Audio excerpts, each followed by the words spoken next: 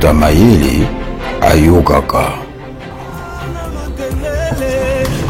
Batiaka ye na tono ya side, babwakaki ye na se ya mai, bango bakanisaki akufie. Na nguya na ye nzambi mpungu tulendo, fumukimangwa se kwake. Atambolaki likolo ya maye, atiaki lokolo na libanga, pe etikaki elembo ya kokamwa. Komona ye nanye, komona ye fumukimangu tata Simoni.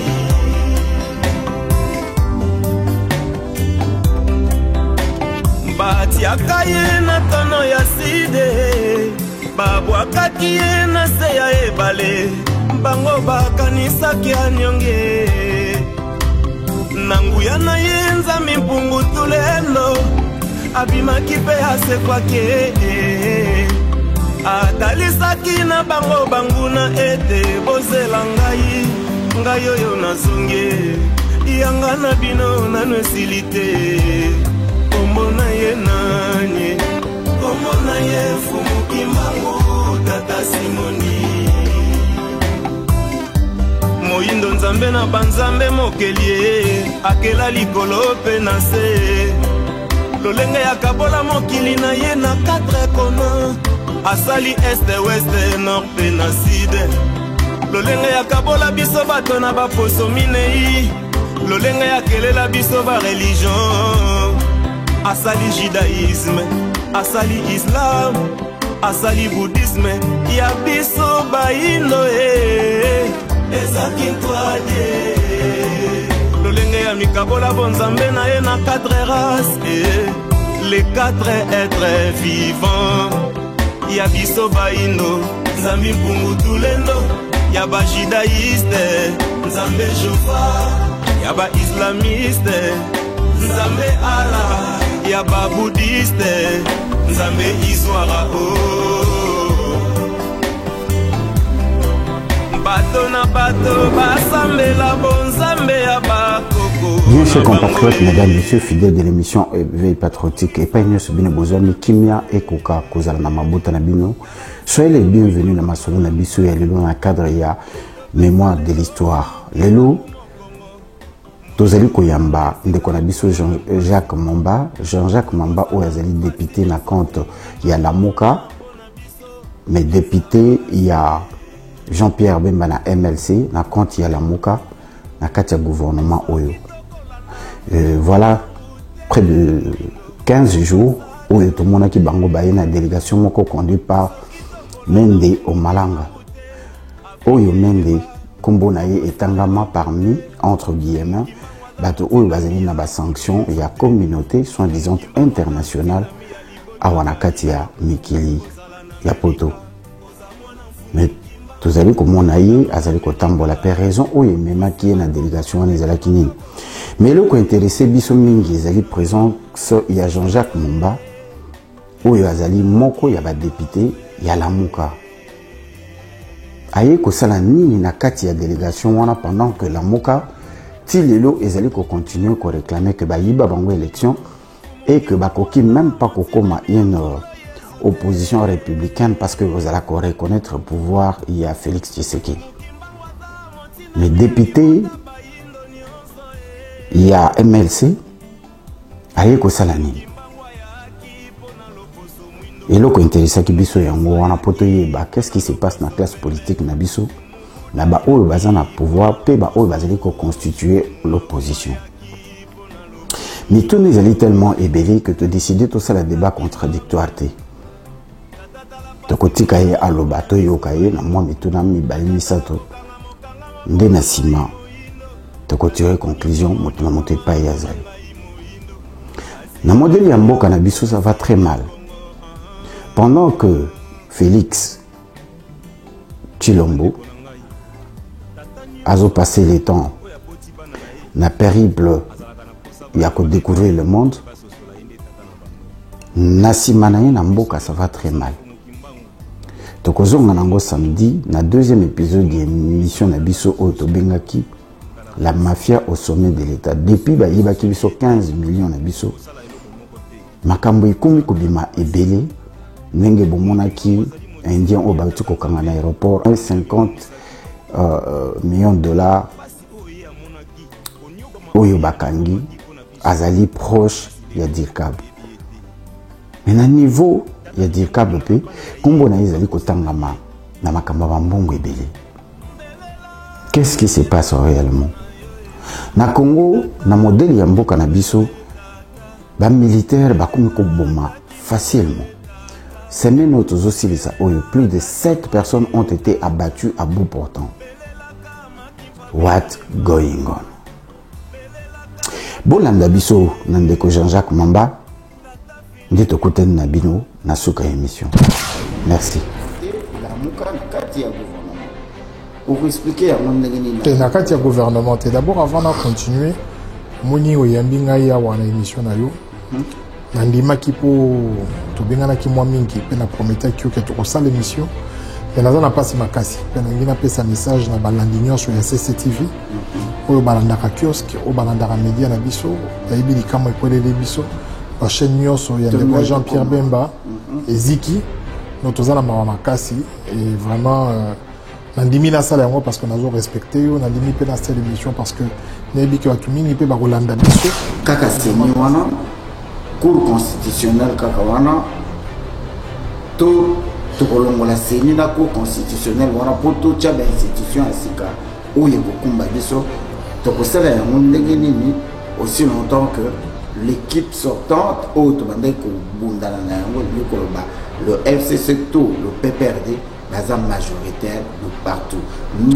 Bon, d'abord, Etali Ndeko Félix Tshisekedi, le président de la République, à Salakimbe Bamakasi, étant en Kambouana. Et il Bango Babundi, 37 ans, Balobaka, 37 ans de lutte pour restaurer un état de droit. Mabé, président Félix Tshisekedi, il y a une expression facile. Et puis, il y a un souci, Moko, il y a un souci à Mabé. C'est-à-dire, il y a un président Sango, il y a un comportement, on dirait qu'il y a prouvé Batou. Azana ba déclaration, gratuité de l'enseignement, oh ba pécibition 1 milliard, oh ba pécibition 500 millions na bari, c'est pas ça. Ngai Jean-Jacques Mamba, fina mamakasi parce que maman président na landelaka. Par exemple na Lobaki qui est depuis à président de la République na sala 3 semaines avant na oyu azo sala musala. Azaka mukia mati avion, mukia mati avion, azo kende kolukani ni to ebiti. Biso to ya États-Unis wa, to solo li na ba sénateur ngo et leur mot ba kopesa yezalité parce que si longtemps que corruption et que bande ko FCC bazo sala makelo bazo sala wana solution ya entrepreneur belge Bengai Baya dernièrement tant ya kende ko luka bango ils ont repoussé tant ba yoki kaka makele la FCC et leur bazo boye ezali ba méthode de FCC mais tant ba yoki kaka ba to FCC ba ko déjà na ba idée bazo sakabila tout ça va se rétracter donc na finga mi makasi pourquoi parce que donc comment on a ça ta chaque compartiment ça ko ko ça biso na mo ko sotala bandeko aux alliés députés, tout le monde a une carte de délégation où ils ont qui conduit, c'est l'homme dingue tout le temps dans les réseaux sociaux, mais des raisons de venir à tant que la mouka est à la plateforme politique, tu m'as mis chose à la bien. Tant que comme ma plateforme politique, il y a 3 mois, où à Simbi, ou à Tiki, au moins il m'a dit comme au long, à Matumbulu à Longwe, Boussanyamush à Longwe, il y a fait des réseaux, il y a ce qu'on rappelle une alternance en boni boni, na moni na Rolandisa, mamomingi otunia, c'est-à-dire que curiosité ezali mokonzi ya mboka azokobima mingi mboka ngo bato baza kolela pasi yango ezosalama ezosila te bato bakomona changement mais changement ngo ezomonana te donc baquestion nyonso wana toyaki mpe tosolola yango na bandeko ya awa ya diaspora kosolola yango mpe na basénateur bayeba epai wapi difficulté ezali na mboka na suka ya biso baindo nzambi mpungu tulendo ya bajudaïste nzambe jova ya baislamiste Nzambe ala ya ba bouddhiste Nzambe izwara bato na bato basambela bonzambe ya bato. Chers compatriotes, mesdames, messieurs, fidèles de l'émission Éveil Patriotique et Pagno Sobino Bozali, Kimia et Koka, Kozala Nama, Botana Bino, soyez les bienvenus dans ma solo, Nabiso et Poko Alelu, ma solo Alelu et Salami Peko Pesa, Naibino Mwanamboka, honorable maître Djinowil Mukasson, Nazalinga Imokoti, Nagabomoni Pembe, Tozalina, honorable Jean-Jacques, Oyo Mingi Bayebi, Mingi Bayebi, te bako découvrir na poko ya lelo. Merci infiniment pour ce geste combien louable, geste par lequel vous nous permettez de venir chez vous sans permission, de manière que nous puissions parler un tout petit peu de la République démocratique du Congo. Toza na kati ya Washington et pas wapi. Tozali kozwa beko ya Congo ebele. Tondimi lelo to ya Mbandeko Jean-Jacques ezali pambate simplement parce que azali moko ya ba député ya mboka na biso, mais azali kaka député te, azali député ya Lamuka. Ndeko Jean-Jacques le sako pe na yo. Chers compatriotes, avant tout Ndeko Solana Ndeko Jean-Jacques, mboka na biso toyebi yango que depuis souhait à peuple congolais oyo abandai causer la élection oyo monaki que soki élection et salami tokokota na kati ya changement oyo motinyo so abandai ko espérer. Et depuis qu'il y a eu les élections, toyebi ndenge mboka ezali ko tambola, toyebi ndenge peuple azali ko continuer kolela comme si changement et salamaki te. Classe politique est comme divisée, na bato bazalaki ensemble. Lamuka et Botami, Cash et Botami, FCC et Botami, et l'autre que le peuple congolais a moko a commis Kokabona Mamouké. Car cela ne tient, le slogan a vu ces alaki que moi n'amboka a au pouvoir. Pourquoi ce slogan te y éviter? Les lois, tous allez comme on a depuis prise à pouvoir, président Azali Libanda, Mama Kambozali ko s'est multiplié na Congo, na East ya Congo, ça ne va pas, tina moya lelo. Banyamulenge batomboki, Maïmaï batomboki. Sur le plan et d'administration, le président est toujours dehors. 100 jours après ça qui a Sengaki après ça qui bateau et l'équipe. Tous allez comme tout ça fait 10 mois. To comme un niveau ni. Ndeko na biso Jean-Jacques o to ko solo na elilo. Azali moko ya ba député ya Lamuka. Lamuka ezali ko tambola ndenge nini. Président Bemba il est président en exercice en ce moment. Silence absolu, silence stratégique. Et ils allaient silence yanni, tous les nakoye baminite. Bato ya peu perdu, batombo ki balamuki, babandi pe ko lancer ya bango bas slogan. Na permanence il y a IDPS motomboto. Na katia diaspora batombo ki to comme ko passe la drapeau, mécontentement, grincement dedans. Qu'est-ce qui se passe réellement? Et tout le monde que Jean-Jacques Awa, na délégation Mobimba, oyo ba se retrouver aux États-Unis, batu ba bengi ndenge ka bobenga ka maître Gino bino batu bozeli kuna bande ko baye ko sala nini. Tout le monde dehors mboke tikali yango moko.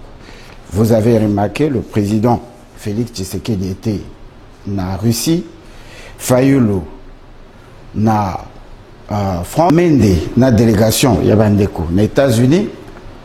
Kabila ndenge toyokaki toza na précision te tocheye simplement parce que comme on a ezotangama na epa ya Fidel Castro na Cuba nani azana mboka nani azo diriger mboka mboka ngezotambola nani. Voilà la raison pour laquelle toye kokutana na ndeko Jean-Jacques Mamba akoka koyebisa biso raison na bango ya kozala awa ezali pina tina nini et pourquoi tout le monde est dehors. Avec vous, qui n'est pas Ndeko Jean-Jacques Mamba. Ndeko Jean-Jacques, le sac est pas pour Nambalami Balé. Soyez le bienvenu dans l'émission Observer Patriotique. Merci vraiment pour la disponibilité. Toyebe qui temps et pas Nabiso Artolbaka, time is money, c'est-à-dire le temps c'est de l'argent. Boyaki délégation est belé. To bengi bandeko est belé, mais bazaki disponibilité dans les locaux, le PCB sont moi fiafi au moins mutsoa. Merci Miki. Tout cas, Jean-Jacques, vous savez ça. Normalement, beaucoup de la bandeko. Aux alliés députés, tout le monde a une délégation où ils ont qui conduit. C'est l'un des tout le temps dans les réseaux sociaux. Des raisons de venir à Koya vraiment ils ont qui. Bon, il faut voyer que na musala na biso ya parlement. Tous à la canaba autre bien dans l'opposition mission parlementaire. Ça veut dire les alliés rencontre salamaka entre ba institutions, ba groupe parlementaire les alliés belé. c'est-à-dire dans un groupe d'amitié, beaucoup qui ne kokutana bande ko parlement mususu, beaucoup qui ne ko sala ba travaux dans cadre du parlement africain, c'est-à-dire que les parlementaires bazan la misala pe mingyo basala ke belé. Na o etala ki boyi na biso wa, tu qui kokutana ba sénateur, tu qui kokutana na batu ya diaspora, tu qui na bango na conférence à l'université catholique ya Washington et tu qui pour na maromi balé. Il y a des choses à l'école ça la évaluation et à travail à MONUSCO. Tout le monde est dans Kinshasa ming bazako lela ou basala na MONUSCO, c'est-à-dire ba locaux. Ou bazo sala ou baza employé na MONUSCO, basala ki memo moko na kati ya memo wana ba décrire ki ba injustice et belé ou bazali ko subir. Donc on a napé misala ngo ya MONUSCO, ba vendre pas na biso 20 ans. Chaque année baza na budget à 1 milliard de dollars. Ça veut dire que ba BBC, pas ba BBC mais ba dépenser 20 milliards de dollars sans que le résultat probant est là. Parce que ça fait à peu près les 10 dernières années, par groupe par mes oscillateurs, ils ont rappelé à Bangonga Moussou, sur le monde à 500 mètres, sur 2 km, ils ont MONUSCO. Donc, tu as équipé tout sur l'on a Bandeko, il y a Sénat, Bandeko, il y a États-Unis, pour nous, il y a des contributeurs, il y a des bosso. Pourquoi est-ce que Mbongwane Belé, Bazar, MONUSCO, ils ont oublié ce résultat, Pesa Koyate? Alors, il y a un solo pour la retrait na bango. Mais il y a des retraits moins progressifs. Donc, ma solo, on a des compte à la mozindoté. Donc, on a des points de bosso, c'est-à-dire évaluation. Il y a 20 années à MONUSCO, dans le Canabiso. Puis, il y a quoi, banning, il y a la solo pour résulter mon an. Parce que on a batuming bazan à MONUSCO, surtout expat. Parce qu'on a un salaire à 15 000, 18 000. D'autant, ça dit 20 ans, toujours un salaire à 5 ans à MONUSCO, dans Congo. À Bongi, c'est-à-dire na moi moko azozo salaire ya mutu moko pendant une année. Ozomona donc alors à partir ya moment wana tout le monde qui était photo solo là pour la évaluation à travail pour ba koka ko bongisa na tina été kimie ko tapé na est na ko landisa pe ben faut obiso mo to ça. Ko ya mi balé ezalaki évaluation post-électorale. Ya oyeba que élection c'est les kaki ndenge mbo eza ko tambola. Moni balobaki alternance. Bon, les Américains peuvent retourner à Bisso, diaspora peut yeba alternance en boni na moni na Rolandisa. C'est-à-dire que curiosité ezali, mon kondiambo kazo obima mingi, mboka ngo bat baza kolela passe yango ezo salama et ezo silaté, bat ba romona changement mais changement ezo mona naté. Donc ba question nyonso wana te wa équiper to solo on a bandeko ya awa ya diaspora ko solo on pe na ba sénateur ba e pa iwapi difficulté ezali na mboka na biso ta biso na kati ya la carte de solo tokobeta na okota na mozindo et ba mission mi balé to ki yango ba mission mi balé boya que ce to tuni motuna oyo parce que yo zali député il y a opposition ce que opposition zali déjà parce que na ba réseaux sociaux bande ko na biso ya la muka bazali kondimater que bazali ba opposant parce que bazali ko contester pouvoir où ils allaient na place depuis le premier slogan il y a vérité des urnes.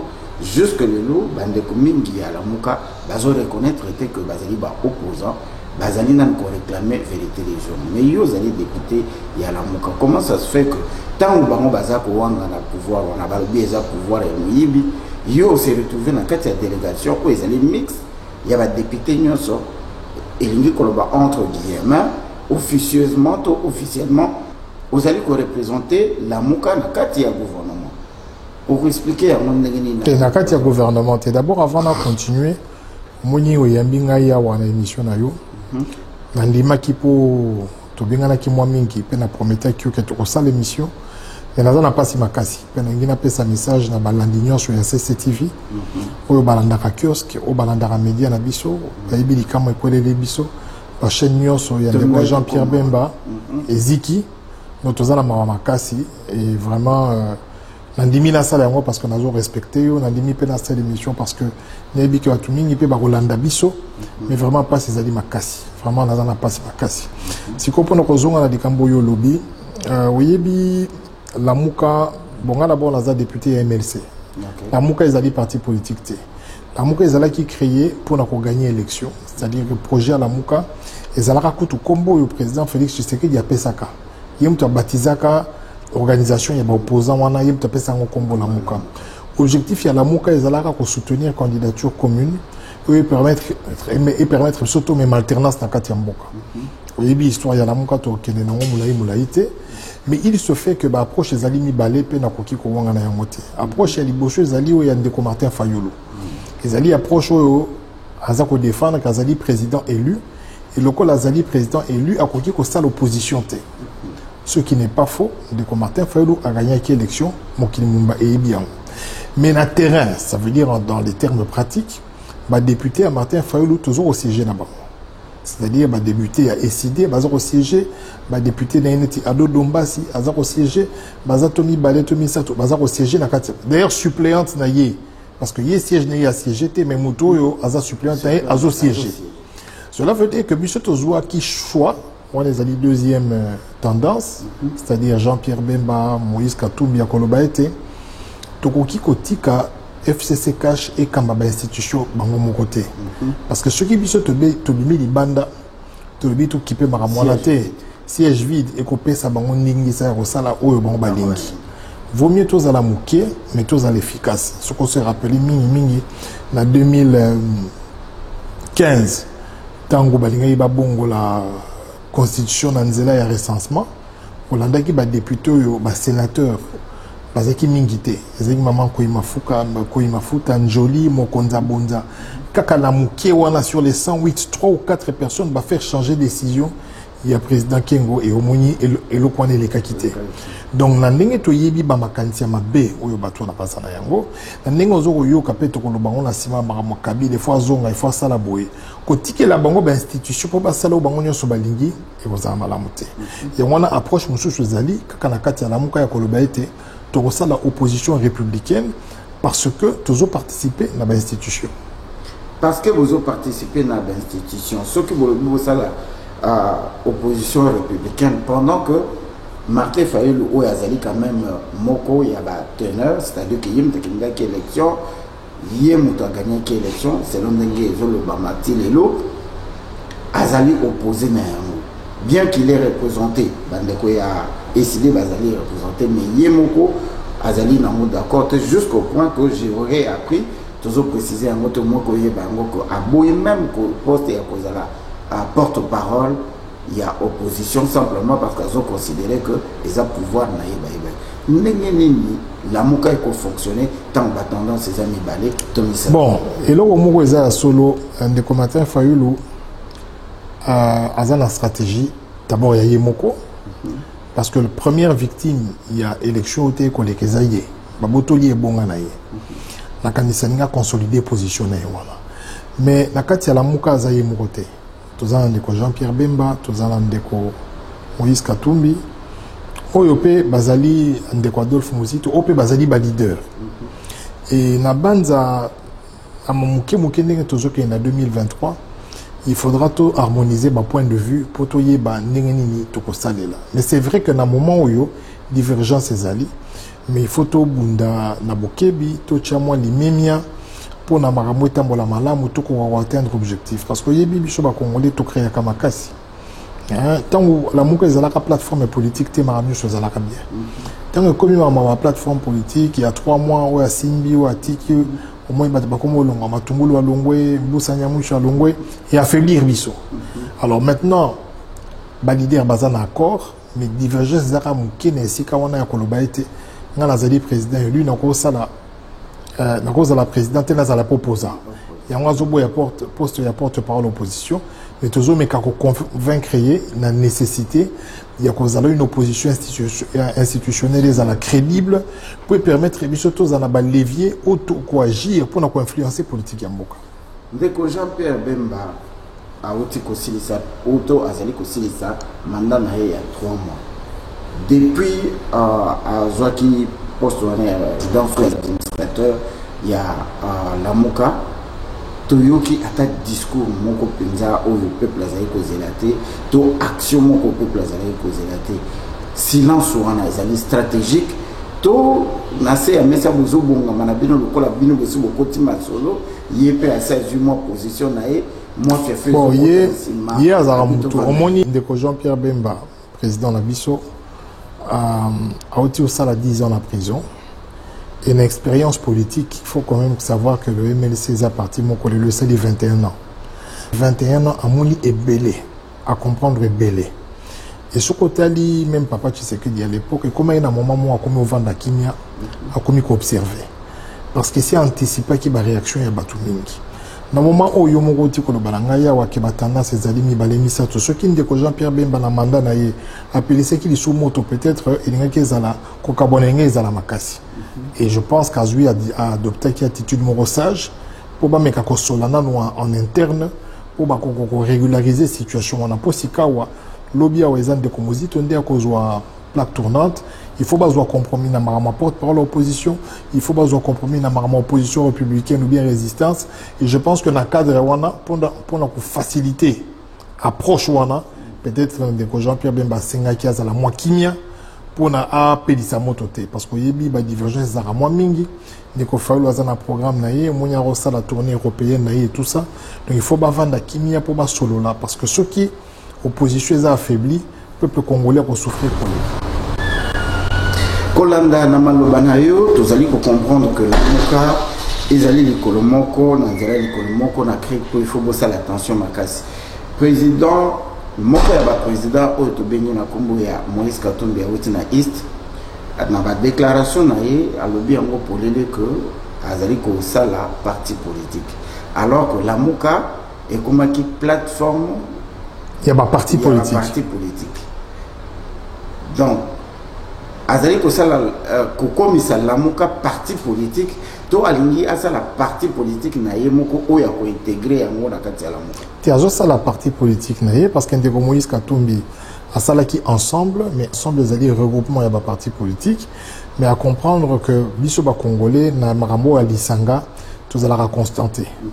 Omoni bandéropé belé ensemble o aki alobi boyo aki alobi boyo msho ba ngaba sana ne ko Tshisekedi msho bazongi seki boyo donc bref pour na des ordres on a préféré à la partie peut-être hein nazo kanisa na ndenga azweli ngo aza la partie mo que permettre à asseoir idéologie o aye moko mais zateka comme ça la muka partie à ça la partie na et puis partie on est quoi adhérer na la muka partie na et quoi adhérer na la muka poto ceux qui c'est moi les cambouis la muka na ba parti politique et l'ingi kolba que en réalité la muka est comme côté la déjà perspective 2023. En tout cas, ils allaient envisageable n'andimate que ceux qui opposition qui ont un ordre dispersé et qui ont la coalition cash FCC. Tu es bipété sur la coalition qui batina hein tina 2023. Mais dans l'hypothèse où va rester batikali ensemble dans 2023 ceux qui sont opposition Tolonga et Kabila Tembalami Balé, Nanzele à tricherie ainsi de suite, les lots Kabila Sangani, Nabatuya, UNC, Nabatu UDPS, ceux qui sont allés désorganisés, Topito na Boyo Kanité, tout ça n'a aucune chance en 2023 de renverser vapeur. Aucune chance. Vous allez attendre une chance, vous allez déjà une expérience. Vous allez moko ya ba diaspora parce que tout le diaspora tout le monde ne peut pas descendre. Mais vous faites partir, il y a classe, la nouvelle classe montante, il y a des jeunes qui ont évolué dans Katia Poto, Mimi Mayele, dans Katia Mboka. 2006, tant que sous les lots, vous allez moko, il y a MLC, il y a président Igwe, à qui je dis bonjour. J'ai accepté l'inacceptable. Si le lot tout cas pour battre normalement, tout le kakaye pour tout tourner moko. Expérience il y a 2006, il y a 2011, il y a 2016 entre guillemets et ça m'a quitté comme il y a 2018. Différence ni vous en 2023. D'abord il faut obtenir un certain nombre il y a des choses. Oui, bien tous la drame moko na kati ya pays na biso. Tous les pays moko za na ba 450 ethnies. En réalité na kati ya Congo na ndenge ba belge ba katela kiango, il fallait aller à plusieurs pays. Ça veut dire bato est banga bazana pays na bango, bato centre pays na bango, bato katanga pays na bango. Donc bref, ce qu'on landisi ba culture, ba dialecte, na ba langue ils a parlé na kati ya mboka na biso normalement, ce qui est découpage naturel, tonga to za la biso so mboka mote. Mobutu abundi makasi na kolandisa découpage ba belge pour tout ça la waza obenga na tata bomoko mama bomoko ekolo bomoko ainsi de suite. Pourquoi na beti di solo wana? Oui bi lelo na dernières élections, bato basanrola qui 46 millions. Tout ça, na approximation, il y a population congolaise, ils ont dit 80 millions de Congolais. mais bateau va s'enrôler qui au basé na âge à s'enrôler basé 46 millions. Mokolo ya vote nambula o ebetaki bato bakendaki ko voter basé 18 millions. Si ko soko juillet président de la République oyo ba proclama qui président de la République, c'est-à-dire Ndeko Félix Tshisekedi a joué qui quelque chose comme 7 millions de voix. Soko juillet 7 millions de voix, ils allaient plus ou moins 10% de suffrage. C'est-à-dire que soko juillet 10 Congolais, ils ont un Congolais mort à voter président de la République. Donc il y a un problème de légitimité sérieux et outil déjà en la Kabila. On ne peut pas avoir un pays qui a 450 ethnies où le président Azali n'a 1 sur 10. Ce côté de la démocratie moderne, on cherche à ce que la majorité soit absolue. Ça veut dire 50 plus 1. Il faut que la moitié de la population est là. Voilà. Et en gros, il faut obtenir le deuxième tour. Parce que qu'est-ce qui va se passer? Ce que forme, il y a des résultats électoraux. Au moment où Félix Tshisekedi, par exemple, en 2019, il y a des résultats. Au moment où même les députés qui a 100% dans Kassai. Ce qui est Bamboujima, il y a qui plein. Mais tant qu'il y a Kinshasa, il y a plein. Dès que Jean-Pierre Bemba, Topé Bisso, MLC, dans l'Équateur, tout ça qui plein. Ce que je pense que il failli loquer na Bandundu, au moins, il y a qui plein. Ce qu'il y a Kinshasa, il y a un quartier, il y a un Kanouka. Na Kanouka, il y a un Bandundu, il y a un voté au Kuna. Donc, je pense que, compte tenu de la réalité, nous devons conférer ou donner au président ou une majorité confortable. Donc, na kozongi salam malobo yo tuningai 2006, 2011, 2018, nous devons d'abord ramener l'élection à 2 tours. Ensuite, nous devons trouver des mécanismes pour la bouzoba ya cour constitutionnelle et salama de société. Nous devons trouver des mécanismes pour que la corruption topé na katia propagande les dons intéressés et zala pénalisable. Ça veut dire que petit amsous candidat député Mokoye, on a aussi la bino pont, tant on a sali pont wana, ben validé. Aye ko sala meeting abandio kabila batumbo on a quand total vidéo moko ya Chadar, il y a ça ko bois kambon batmazo le kotambon le rabamboa. Dans une campagne électorale, il n'y a pas de relation yambon. Dans une campagne électorale, vous sollicitez le suffrage de la population en essayant de le séduire avec un programme. C'est-à-dire que population topé ba militant, il faut pas adhérer à un programme voilà. Mais lorsque vous profiter à niveau de pauvreté à Batou. Boju ba bien, au pesa ba cantine, au pesa ba maputa, au pesa ba mbon, au pesa. C'est-à-dire que vous on troque même le sens il y a élection comme il faut la foire moroboué. Et on a que n'importe qui a quand on a parlement, il suffit aux alambons on a eu au côté et d'ailleurs au comment qu'on a parlement on a quand on va 5 ans, ben interviendra même pas. Il y a un problème, il y a Lukaka, Kambonga, Kangisa. Pourtant, on a un village, il y a Meni Congo, Meni Paou, à Sombi, à Pessibo, il va voter les sous. Donc, pour nous tous, dans la pays développé, il faut que nous arrivions à voter Batou sur base, il y a ma promesse électorale, au Bazali tenue, il y a qu'on réaliser. Et que Moutouna Moutouaza a un rôle là. Et donc, 2023, nous devons obtenir 2 tours, nous devons obtenir la pénalisation de toutes les formes de corruption pendant la campagne électorale. Nous devons obtenir que le fichier est à la sérieux. Nous devons revenir au vote papier. Donc, dans l'ensemble, il y a Babiloko, il faut tout bunda entre maintenant et vous ne pouvez le faire que dans le cadre de l'opposition républicaine. Dans le cadre de l'opposition républicaine, dans mon étude, vous allez qui pensa, dans mitumna, ils allaient kabota mais et béni pendant que ça pour le bas. Le Congo, où ils allaient mboka na biso. Et comment nous Mikanda et le Bami presque de partout, Kobanda na 1998, na rapport de Mamping déjà, après invasion, où il y a qui Kolomola Mobutu.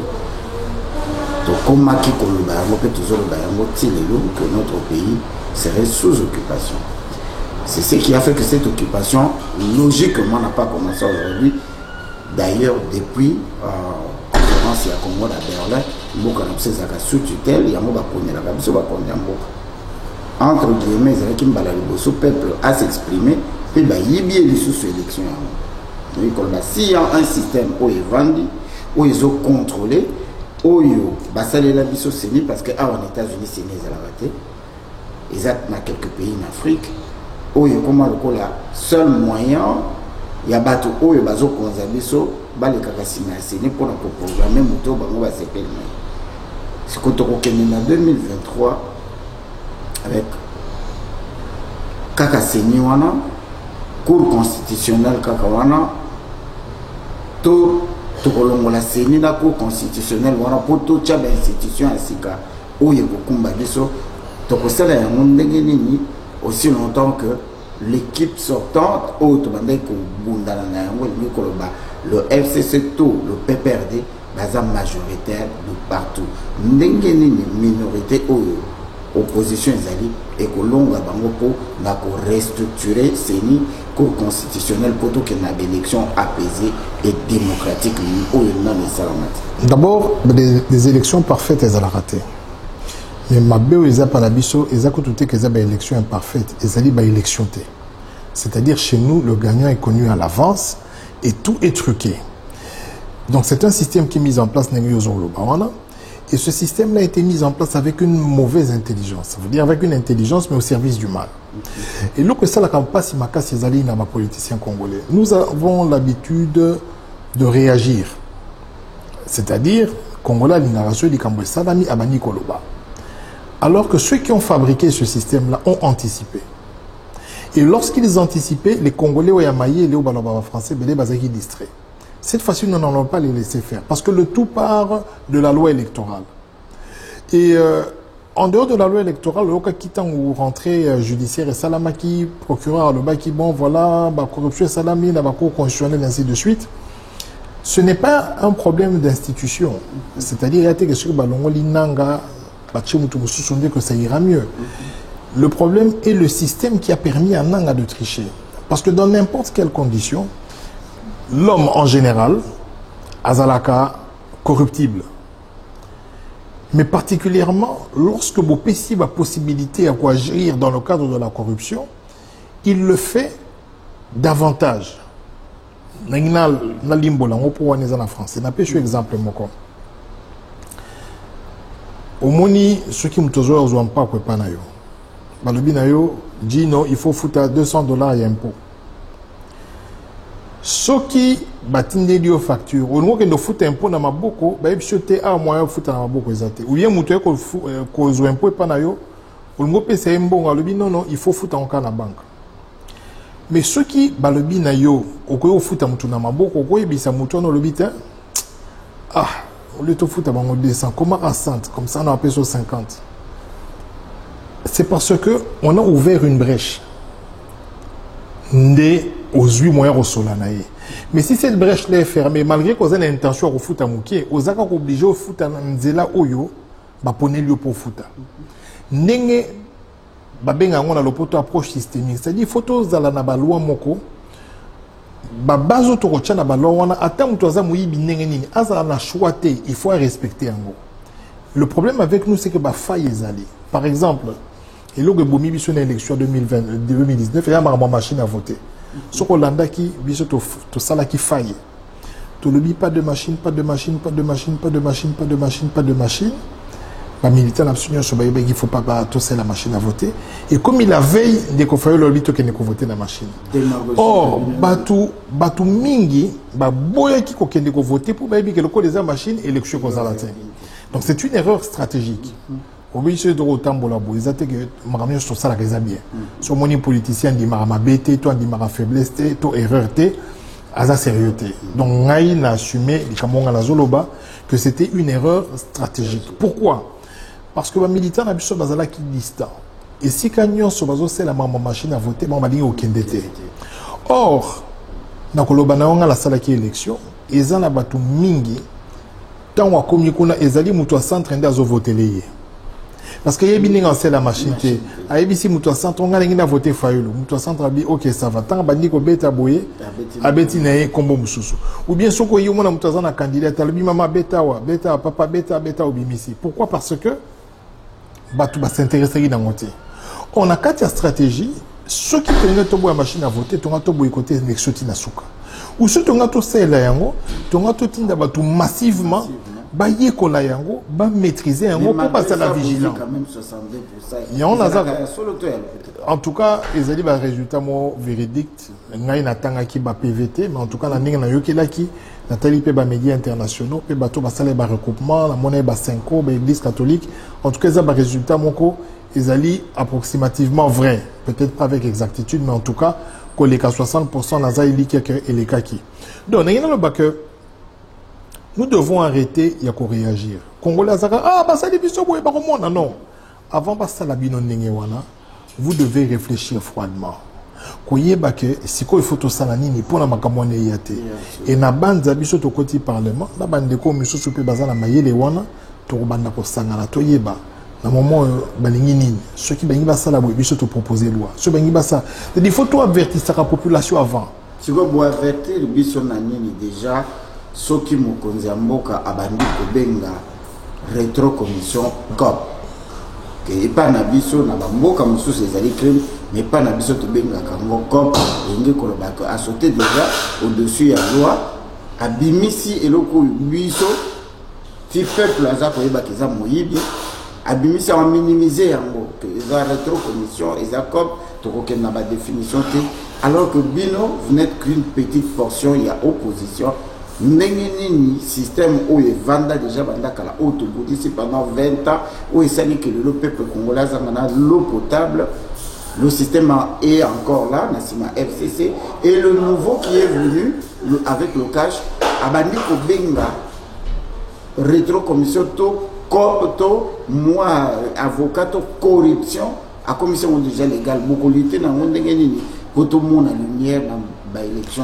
Bon, dans l'Italie, Ndeko Félix Tshisekedi, le président de la République, à Salakimbe Makasi, est en Kambouana. Il y a 37 ans, 37 ans de lutte pour restaurer un état de droit. Mabé à président Félix Tshisekedi, il y a une expression facile. Et puis il y a un souci moko, il y a un souci à Mabé. C'est-à-dire, il y a un joli président Sango, il y a un comportement, on dirait qu'il y a prouvé bateau. Il y a une déclaration, gratuité de l'enseignement, oh, bah, pécibition 1 milliard, oh, bah, pécibition 500 millions d'abari, c'est pas ça. Ngaï Jean-Jacques Mamba, la fille à Maramakasi. La fille à Maramakasi parce que Marama président dans l'Andelaka. Par exemple, dans le Baki, qui est depuis à président de la République, dans la salle 3 semaines, enfin, il y a eu à Zosala Moussala. Azaka Moukia Mati avion, Moukia Mati avion, Azoke Nekolukani ni to éviter. Puis surtout, il y a États-Unis, to solo lipena ba sénateur, et l'or mot baropé, ça y est, zalité, parce qu'aussi longtemps que corruption et que bande ko FCC, Bazosala Makelo, Bazosala Wana, Michio Moko Ningakeya. Michio Moko, il y a un entrepreneur belge, Baya, dernièrement, tant il y a qu'un Ekolukabango, ils ont repoussé. Tant ba yoki kaka makele la FCC, et l'or bazoro boye, zali ba méthode de FCC, mais tant ba yoki kaka, bato FCC va comme déjà la idée bazon sakabila tout ça va se rétracter. Donc la finami makasi pourquoi parce que donc comment on a kata te chaque compatriote mesdames messieurs tolanda ki yango awa en États-Unis tango président Félix aye awa pour la deuxième fois et que na kati to solo la yango penda awa mingi te parce que le temps me fait de faux que yemoko aye ko plaider pour na kolongola ko diminuer to ko réduire ba sanction même kolongola ba sanction na baye oyo to bundisi depuis oyo bazali na FCC et mutu oyo yaki ko mona awa to bato yaki ko mona ba mo balobi non soki kutu alingi to gouvernement na bino elingi ba preuve mususu to ko bakisa bino ba preuve que to longola ba sanction et le ministre belge il y a coopération, n'a pas hésité de dire devant les caméras que Toroki Kokota na Masoloana avec le monté. Il faut Félix a montré, a démontré na peuple naïe qu'elle allait réellement président. Accueilli la Russie, semble-t-il, là tout est vraiment baguillemé que le président de la Russie a tout naqué. Moutamayeli, Ayokaka. Azali ko assumer fonction na ya président. Donc soki bato oyo bazali banda oyo place ya zokende bazokota yena no doute a fortiori ce peuple oyo. Bon, yé azolanda landa bango. Na opé ce exemple ya Russie. Russie va promettre na Soudan que ba sala ba centrale nucléaire. Et ça na mboka moko te na monde où Russie et mboka ne se développer. La Russie n'est pas un pays riche. Parce que la société a 500 millions, il faut baser le financement. Bon, aussi, il y a un protocole d'accord, mais il y a le financement. Et ça, la gratuité de l'enseignement, le Banque mondiale a perception sur 1,5 milliard sans condition. Tout Tout ça, c'est sur papier. Et là, il faut y aller, Félix Tshisekedi, le président de la République, c'est que nous avons un pays qui a tout. Oyo, il y a quoi l'exatan a été à Batu. Tout le temps qu'il a dépensé et les centaines de millions de dollars qu'il a dépensé au Kenya pour convaincre Batu. Avec 100 millions de dollars, il peut par exemple informatiser la fiscalité dans notre pays, qu'on traquer les corrupteurs, les corrompus, qu'on zongi sa maramnanzela pour payer un signal fort et qu'on permettre de faire. Parce que d'abord, vous avez présence à MONUSCO dans l'Est, donc ça veut dire que ça 6 mois que le pays n'est pas en sécurité. Donc elle va très mal. De deux, niveau de fiscalité, c'est-à-dire la taxe, tout ça, on a 161 taxes dans Boka. Donc ceux qui moutoyent, entreprise à Mounene, à Simbi, Moutou passe, il y a eu des bandatés dans les niveau de corruption, ils allaient payer Makassi.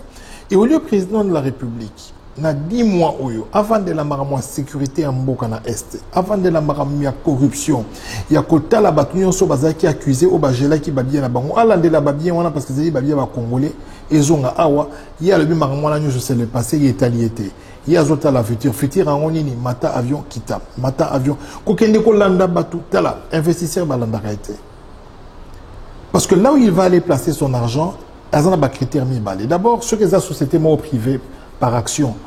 Par exemple, société où l'Assemblée générale d'actionnaires, avant, il y a directeur général, aux aval, il y a Assemblée générale pour qu'il ait investi dans le Congo, il y a la cartographie.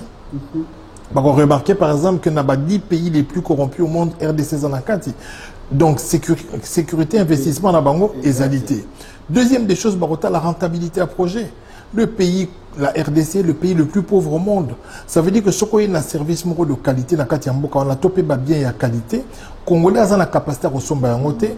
Il y a un chinois, il y a un piraterie parce que nous n'avons pas droit à la qualité. Parce que le pouvoir d'achat n'a pas permettre de sauter. Tout ce paracétamol à malamu, tout ce sabato malamu, tout ce mélo à qualité. Il faut que les Chinois soient inondés le marché. Donc, l'élément on a sur ça que un investisseur sérieux pour y a. Donc, si tu lutter contre la corruption, tu as 150e ou tu as 10e, tu as quitté, tu gagné à 10 places, 20 places, et il y a des signaux, il y a des malamu, pour permettre de faire ça. Il y a des malamu, on a tenu dans moins de 2 minutes. Les signes, ils ont parce que dès le début déjà, le président Yemoko a minimisé le corruption. Parce que même si tu as un résultat. Mais il y a un autre Bisso MLC, tu as dit parti Moko, na 21 ans, nous sommes un parti de cadre. L'impression qu'on a dans c'est que la faiblesse de l'UDPS, c'est qu'ils ont fonctionné en mode rhétorique. Ça veut dire au Vandika Bouidikam sur état de droit. Bengiba sur la marmo économie à budget, état de droit. Bengiba sur la Makambouya armée, état de droit. Bengiba sur la marmaboué, état de droit. C'est-à-dire que bon, basé une phrase magique, que bon sur Bakomi, un état de droit, sans comprendre réellement c'est quoi un état de droit, comment est-ce qu'il est géré. Dans la gestion, il y a un Félix Tshisekedi. Il a fait une exécution extra-budgétaire. Ça veut dire budget à présidence a utilisé 3 fois budget wana. Na 10 mois. Donc avant tout ça, il ça. Il y a 10 mois. Ça fait 10 mois que nouveau régime et je place Félix Tshisekedi Azali président. Les 10 mois, ils ont marqué car on a voyagé. Au moment où nous parlons chez compatriotes, mesdames, messieurs, nous ne savons même pas là où il est en ce moment. Il paraît à Zonga déjà Kinshasa. Il paraît à Zonga Kinshasa. Qui Russie, à Longwe, Russie, à qui Sumbo Kamoussou. Donc bref, c'était même pas prévu. Les lots qui ont photo, balobi azana ex-Yougoslavie. Les lots. Les lots, photo, ils ont awa. On a dit que la photo tout à l'heure. Les nazo yanandela awa. Azo s'est prosterné devant ma tombe. Je ne sais pas, il y a Nani. Na ex-Yougoslavie. Na ex-Yougoslavie. Le yomo au monde, c'est sur le dos du contribuable parce que c'est avec un avion affrété. À Okena, ma délégation, ce sont des frais d'hôtel, et ainsi de suite. Et nous ne savons pas ce qu'il est en train de chercher à l'étranger. Voilà. Aza déjà na ex-Yougoslavie. Voilà. Ok. Mais il faut vérifier, peut-être que ça photo à Kala. Et cause de la photo à Kala. Même le peuple a commis inquiet, a commis aucune mission de service. Mais ce qui est le plus inquiétant, c'est quoi? c'est que tu salina bandeko UDPS opposition pendant les 20 ans. Biso MLC. Tu salina qui to sala ba marche ensemble. Baramob so toujours le belandeko président Kabila. Ce qui l'ont répété en n'engena article le bon na ba commentaire ba to ba kozanga te ko fingelo tata, fingelo mama, fingelo bana parce que pour na mutu na bango le pouvoir de l'UDPS est sacré. Là où il y a une démocratie, place pouvoir ezali contre pouvoir ezali. Opposition ezali. Pour na roloba awa botamboli mabe, botamboli mabe. Il faut ba mesana nango. Donc j'ai compris que na école na bango il y a UDPS. En dehors du slogan État de droit, ils n'avaient pas de cadre. La plupart des cadres UDPS. Ils n'ont jamais milité, ils travaillent à UDPS. À part cela, ils n'étaient pas préparés à la contestation. Ils étaient forts comme opposants, mais comme gestionnaires, ils ont la capacité, il y a quoi absorber, il y a quoi gérer, il y a quoi argumenter. On attend attaquer la gestion. La seule excuse bazanango boza ba haineux boza ba tribaliste ngana muluba de père et de mère donc des deux Kasai d'autant on a le maman Tshisekedi dit voilà c'est parce que nazo mona que gestion naie je préfère encore ya Kabila yebsa biso 10 mois ndenge bino na opposition républicaine boza observer les 10 mois ya Félix mais biso total la galette ngana za na commission ba bengi na parlement ECOFIN l'air to banda ko siéger to senga cour de compte après sa biso ba état financier ya pays. Tout appelle la loi de finances, il faut voter. Mais auto yebi na moment où il y a une incilité, n'a pas budget qui alloué na institution présidence de la République, président Tshisekedi a triplé. C'est-à-dire il a dépassé il atteint bientôt 300%. Ce qui est extrêmement grave pour la première année n'a pouvoir. Il vient de lancer un programme, tout un gouvernement a lancé un programme au hasard au Benga, programme d'urgence contre les inégalités et ce qui là. Nous sommes dans un régime semi-présidentiel. Le gouvernement est là. PESA, gouvernement d'orientation, il veut créer un programme parallèle où les gens vont mal gérer cela. Donc, je pense que même Yemo Félix, à l'Obango et puis la sincérité, président de la République, à l'Oba, avant comme président, qui est comme président, il y a une expérience qu'à Kabila. Mais il y a tout un peu Kabila. Parce que Kabila a voyagé et puis document président Kabila ça n'existait pas au lieu tout n'a pas Kabila a retourné donc sur le binanga qui est ex-Yougoslavie il faut qu'il y ait des choses au Japon il faut qu'il y ait des boys ça apporte au pays rien du tout parce que sur le tout va sortir au moins il va retomber à voyage il y a quelqu'un a fait 1 milliard. Moi je suis parlementaire gratuité et enseignement et au Senga Mbongo est belé. Mais lorsque vous prenez un don du FMI, ce n'est pas une approche systémique. Ça veut dire que le FMI peut vous appuyer la première année. Maintenant, quand c'est appuyé aux alatés, vous avez des situations comme nous. Donc le plus important, ce n'est pas les dons que vous recevez. Le président de la République ne court pas après les dons. Le président doit courir après la fuite des capitaux parce que l'argent, nous l'avons. Le président Kabila, que chaque année, tu perdras 15 milliards dans le coulage de recettes, dans l'évasion fiscale. Au lieu de vendre de l'ango, dernièrement, on a des sanctions au Tikotangawa. Tous les bandits comme ceux à Londres, on a bloqué leurs immeubles et leurs comptes bancaires. C'est 686 millions d'euros. Il y a 686 à la ligne en côté. Il y a la ligne qui est 500 millions en Russie. 686 à Londres, et la commission rogatoire va vérifier l'État congolais a officiellement rapatriement. Il y a bien aux alliés détournés à Saliamote. Il y a moi 100 millions, moi 200 millions, et puis qu'on dépasse un bon ébélé. Donc je pense que la stratégie est une stratégie malamouté parce que les résultats sur terrain ne sont pas bons. Quand il y a promesse électorale, il y a le qui a déplacé l'état-major et comme on a béni, il y a moins revendre à ça là jamais à déplacer l'état-major. Alors là, il jamais. Il y a un voyage. Mais dans le voyage, on a quand même que le moyen à d'abord support, il y a beaucoup de banda et ce cas du support peut-être avoir que vendre ça na kati ya terrain mais bino lokola boza na opposition bozo matele mingi que bozo pesa makanisi ya ko développer to makanisi ya ko restructurer la classe politique bozo mona te que bozo attaquer mingi te toujours attaquer mingi te nous disons ceci nous sommes victimes d'un paradoxe moroboye où Tozali le pays le plus riche d'Afrique et le pays en même temps le plus pauvre du monde. Donc au même moment, vous êtes les derniers au monde, au même moment, vous êtes les plus riches d'Afrique. Ce paradoxe-là, équation d'ango, sur simplifié, en réponse d'ango, ils allaient mauvaise gestion. Nous avons un problème à résoudre. C'est une équation. Équation en Ezalinini. Nous sommes le pays le plus riche d'Afrique et parmi les plus riches du monde, et notre population est la population la plus pauvre du monde. Équation wana. Réponse d'ango, Ezali, mauvaise gestion. Et la solution, il y a mauvaise gestion, Ezali Bandambokate. Nous avons tout ici pour attirer les investisseurs. Donc ce n'est pas en allant expliquer aux gens que le pays a changé, Boya, Kebatouana Baroya. Nous avons un travail profond, encore vendant 2 ans, 3 ans, pour Azongi Samaram Nanzela. Et Yéolia Sala Moussala Wana, à l'objet que ça appartient au passé, Azo Kima Moussala Oyo, il y a 37 ans en lutte. Parce que Bango Baye n'a pouvoir pour mettre la vie sur ordre. Baye n'a pouvoir pour restructurer l'État. Baye n'a pouvoir pour restructurer la gestion de l'État. Parce que ça m'a justice. Il y a sa justiciété. Dans le Biboye, Ndeko Kabila, le père, l'Erayaki, il a demandé à l'État suisse de vérifier la continuer sur rapatrier Mbongo à l'État congolais. Ça n'a rien à voir avec le passé. Cet argent, est-ce qu'on te dit que la Bamindele, on dit que la Bamindele va jouir nango? 10 mois seulement honorable. 10 mois seulement à pouvoir pour ça la makamio sauter à bandina na dans le pays, il faut hiérarchiser ma priorité. Après 37 ans de lutte en jeu pouvoir, le pays est dans le chaos. Même le chaos culturel, l'éducation chaos ezali, na niveau il y a gouvernement, corruption, l'armée, chaos est partout.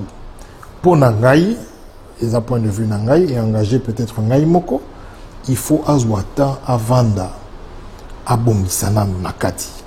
Il doit travailler en interne.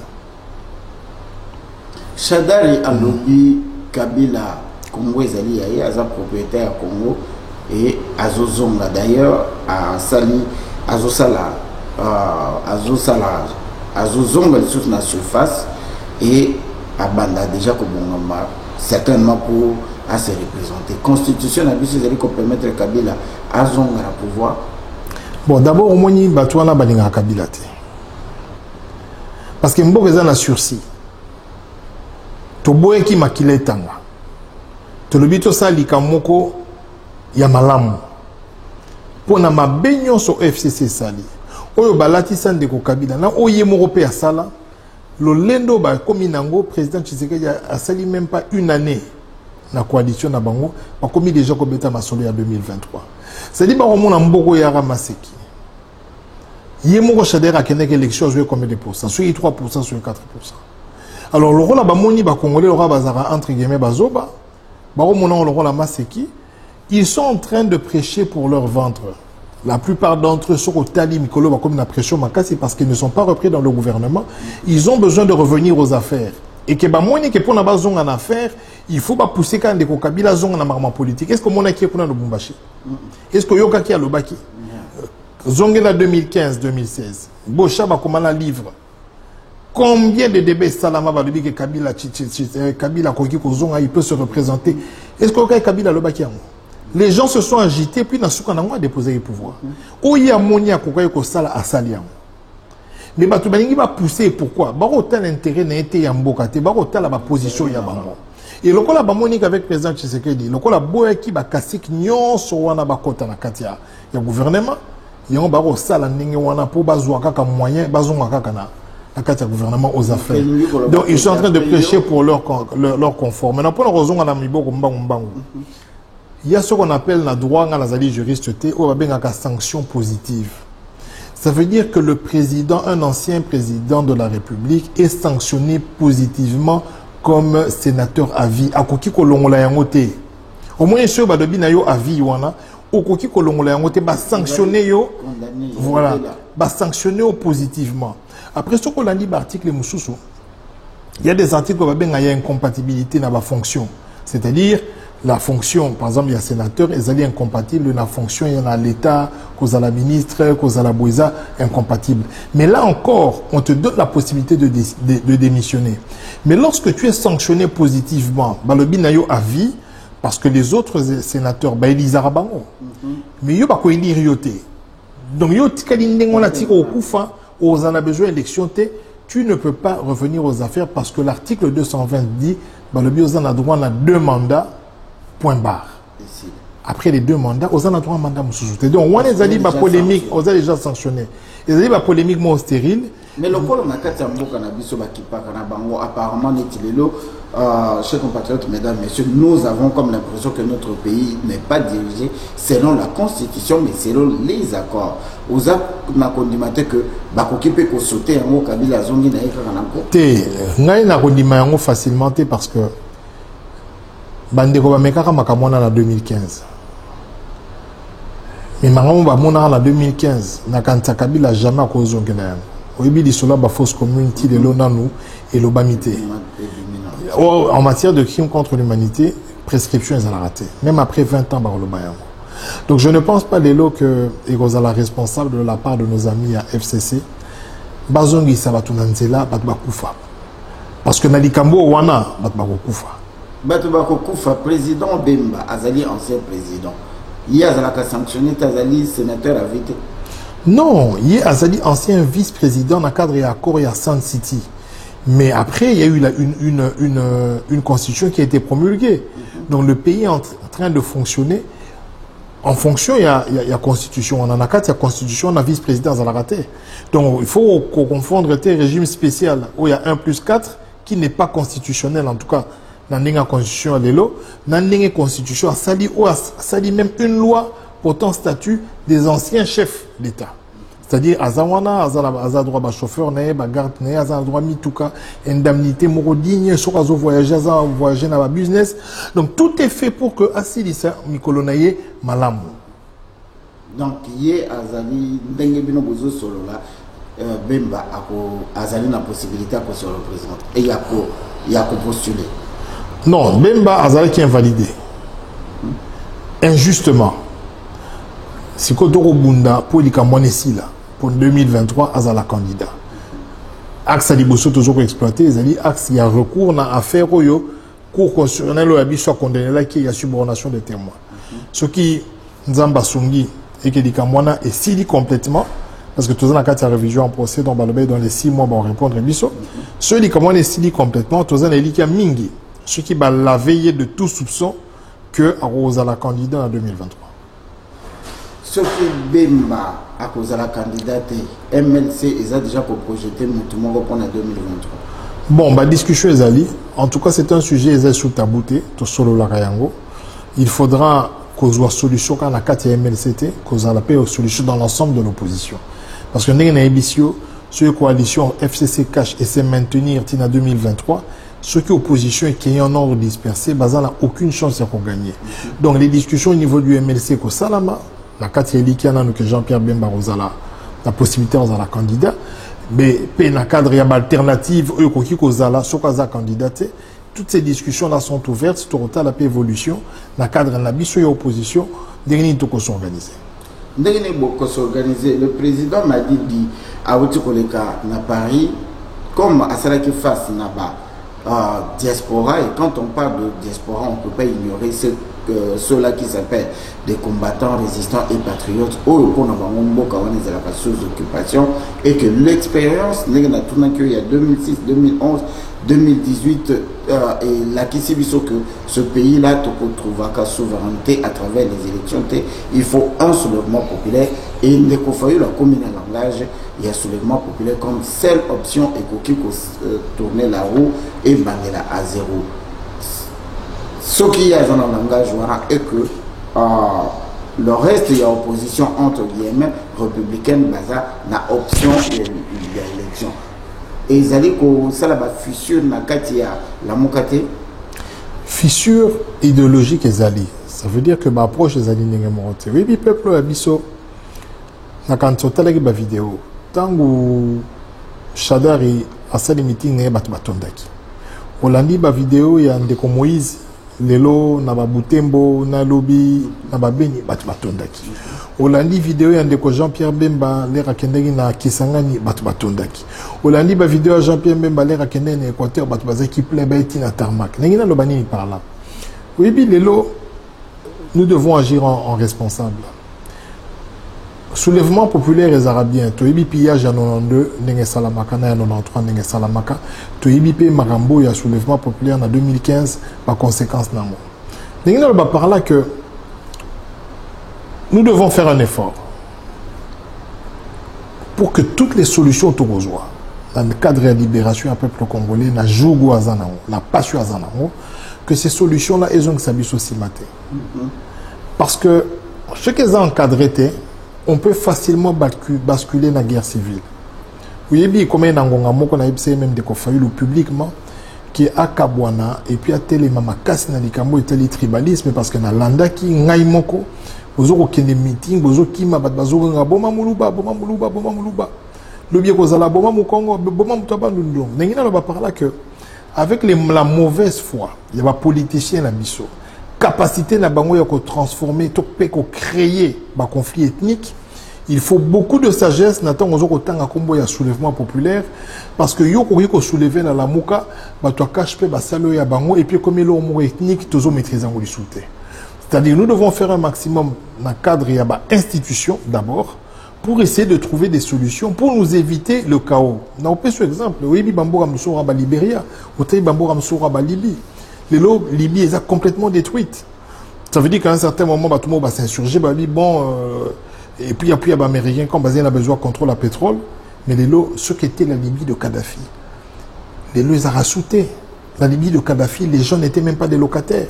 À table, le Libye a zéri dictateur, mais là, au Tourbo, il y a un pays, Nabiso. Si là-bas, il y a 2, 3, 4, 5, 6 groupes ethniques, mais il n'y a pas Nabiso, tu as Katakatanga, tu es belé. Donc lorsque nous voulons parler de quelque chose, il y a Nengewana, non seulement il faut mûrir, mais il faut le faire, je préfère encore un sit-in. Pour pousser les gens, hein, bon c'est des sit-in, greffe-moi à Makassi, mais lorsqu'on parle de soulèvement populaire, il faut savoir de quoi on parle, parce que ça peut aller dans tous les sens. Ça peut aller dans tous les sens, chers compatriotes, mesdames, messieurs, tout le monde dans la musique, mais tout le monde est tellement ébélé, il y a un moment où on a un téléphone pour tous les gens ébélité. Mais dans le cadre de la mémoire de l'histoire, il y a un cadre de la mémoire de l'histoire, chaque samedi, tu recommande que Moto Oyo Azali na kati ya système, sauf ce que Azali Moto ya PPRD pour biso to ya mbaka bangote to ya mbinde kopo Azali na opposition, to Azali Moto ya lamuka. Alors tous yeux na cadre de la mémoire de l'histoire. Il y a un moment où tu as la mingi na makambo o eleka liboso to projeté oyo ya lobby to koyoka na conclusion na e makanisi na ezali nini. Mais to wetu kolanda na ba réseaux sociaux,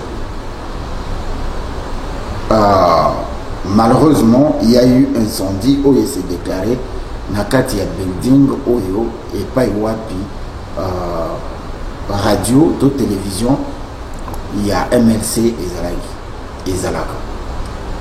Incendie, les criminels, tous les accidents. D'après Yo, les responsables, il y a la chaîne noire.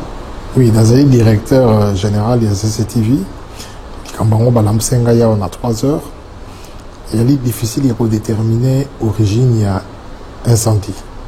L'enquête est au Salama. À première vue, ils allaient court-circuit. Dans le Bibi, à première vue. Mais vraiment, tout ça abattu. Tout ça abattu parce que na bateau ça veut dire bateau to salara na bango ba collaborateur na ngai ba journaliste na biso ba Serge Kabongo ba Montiri nous gérons à peu près 60 personnes et na refésité bango na musala to sali le mona bango c'est dit 18 derniers mois na moni batinenga ba vidéo bazolela makasi donc ngina profiter na message oyo na ba oba olanda ngai ba yeba que tout ça déterminé. Et les Kamekwe les Libiso, Batumini Balinga Kiosque, c'est l'une des émissions les plus suivies. Même Nabino Nabamilo Nabino. Peba Mona Kinenge Kiosque s'est transformé, Kinenge, tout ça qui est vraiment fort. Voilà. Et donc, voilà, Naza a battu, mais bon, tout coup pété. Ça veut dire que tu es bandé là. La même énergie, tu as la même volonté, tu as pour faire ça service, ou on a un bazaro, tu as continuer, le monde de Jean-Pierre Bemba. Dans le monde, l'air n'a pas de tout ça, le plan moko ou ko permettre biso très rapidement tous on sama manzela pour continuer ko servir ba téléspectateurs na biso. Pour na conserver ba téléspectateurs to landi en biso sur na ba réseaux sociaux mais to yoki pour biso a un éveil patriotique to lia comme mon côté ba que le 2 semaines passées bolexakin de Congo da mingi na ba chaîne na bino et que owan ezali et loko mo salami pour na ko la qui ça que classe moko boye auto yebité ezala ki d'accord té pour des Congolais dans les collègues kuna yango ba saboter yango. Bon, on a confirmé en côté. C'est vrai qu'à l'écart pas l'option de sensitivité, à l'écart na CKTV, et un journaliste moko comme on est dosta de basala kana analyse, mais nous sommes dans une démocratie, un état de droit. Ce qui peut likambango ezali ndenge wana ozala mawa makasi parce que tout Congolais a une opinion naïe et a une obligation à l'opinion mona yote to pena ngaite to pena bangote.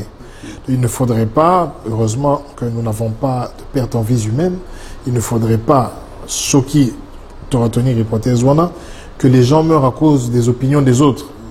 Que ceux qui sont dans la chaîne Nabiso, bien qu'à l'écran CKTV, et que déclarer incendie pour incendie les rebandaka. Vous voyez, donc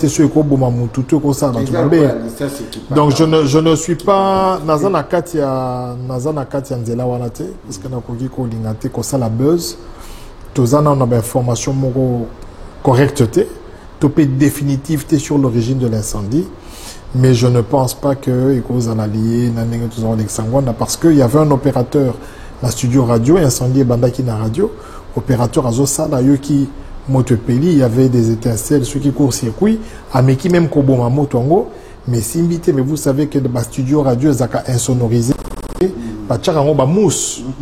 Et dans le temps, Bachara mousse nakati, mousse est très très inflammable. Donc, comme Bachara mousse tina likolo, il y a un moment qui et salaki nengwana et tumbi tout un niveau. Donc, moi, je garde encore cette hypothèse-là jusqu'à ce que la fin des enquêtes ait établi la vérité. Ozali moko ya diaspora lelo ozali na kati ya diaspora na kati États-Unis d'Amérique. Qu'est-ce que tu penses de la diaspora toute tendance confondues? Alors eloko moko je pense nous ne sommes pas efficaces. Ezali raisonnement par comparaison Kolanda Mamou diaspora sénégalaise et Salaka, diaspora malienne et Salaka. Sur au Mali, il y a des villages entiers qui ont été construits par la diaspora. Sur au Sénégal, vous avez des villes qui ont été construites par la diaspora. Au Yabiso diaspora, les Salaka Moutoya, qui a sali flat na dingue naïe, c'est-à-dire que toi on a des difficultés, on a, il y a qu'à s'unir pour faire des projets communs. Ne serait-ce que, peut-être pas entre tous les Congolais, par exemple, Bato Kassai, Tozu Bato Bandundu. Toujours bateau Équateur, babi bon, biso photo sangana, to c'est le monde Équateur. Donc tous les Équatoriens de l'Équateur, on a ba famille na bangote, ça là ba projet d'intérêt communautaire. Ça fait plus de 30 ans que la diaspora dans la salle yangote. Et sur la France par exemple, au moment que la commission na parlement et affaires étrangères est instituée qui suivit, il y a ba transfert et un bon route en France. Na ba Sénégal, na ba Mali, parce que ba monnaie que ba montant ou les gars qui mingi. Ils ont un système de cotisation organisé avec des projets dont bah, de la refinancement et ils sont très sérieux, mais malheureusement, surtout la diaspora mingi kofinga et totindra peut-être un bon koleka la diaspora mususu, mais nous envoyons ça à nos familles respectives parce que la confiance mutuelle des alités entre biso, tu jamais qu'au salle un projet mon fédérateur, tu n'as au salle un projet mon ko ou qui au tindi bus nayo, au tindi sugiyas nayo, au sombi bilanga nayo, au tindi boye. Mais bon, quand tu donnes aussi à la famille à gérer, et bien qu'il y a un poto buka kambongo, au moins les simbité au décourager. Or, ce qui toqué n'a pas projet d'intérêt communautaire et que l'on a besoin d'emprise de la famille et puis pour améliorer vie la communauté. On l'a dit, donc et là qu'on est photo mais qu'on cultiver en haut, pour tous à la quand même diaspora moko o ezali makasi et puis la construction qui s'abouye. Dans une idée moko ezoko tambolanga na mutu, c'est-à-dire qu'il faut créer agence moi à recrutement na Congo. On est peut-être sur Félix Tshisekedi azana makanisi wana, c'est-à-dire koluka batwa diaspora o basalaka. O bazana ba salaire mo ya makasi, c'est-à-dire o bazana ba spécialité moko boye, tout aux alarons besoin na mboka, construire une grande cité na mboka wana pour na bango et commencer à renégocier leur contrat. C'est-à-dire, au lobby, bon, mon frère, tous on a besoin de Moutoumoro Boisa, docteur en pétrochimie, tout on a besoin d'un Congo. Yo sala ozo combien? On a 10 000. Ok, so tozo peso 15 000. Ndako yango mutuka yango yako sala musala. C'est-à-dire, nous devons devenir des chasseurs de tête. Nous devons chercher dans le monde entier toutes nos élites, tous nos savants. Bazo maïle wana, bayaro sala wana mboka. Mais alors en ce moment-là, pour garantir bango conditions. Ça veut dire que nous avons déjà construit une cité Koyamba Bango, locomotion dans Bango dans le transport, et surtout que le traitement autoropé, ça est les cas, traitement Oyo, basé sur place. Mais d'abord, en commençant par les gens qui travaillent. Parce que les gens qui sont dans la diaspora, batanga, basé dans diplôme et belé, mais expérience professionnelle, ils ont mouké. Mais dans la zone de Banabatoyo, basé actif. Donc, Aza déjà dans la société, on va foutre 5 000, 7 000, vous l'appelez, vous payez 15 000, poiti comme ça, mais les wana est au salon en boka. Maïle wana ko sala mona mboka tant mususu bato bazali mais bazali pe na confiance ya koya na mboka te parce que mboka etambola ka malamu te, peut-être ça c'est une raison. Il faut d'abord mboka eko master. Mais au moins ko tambola malamu te zala nini tant koya za na ba repère te.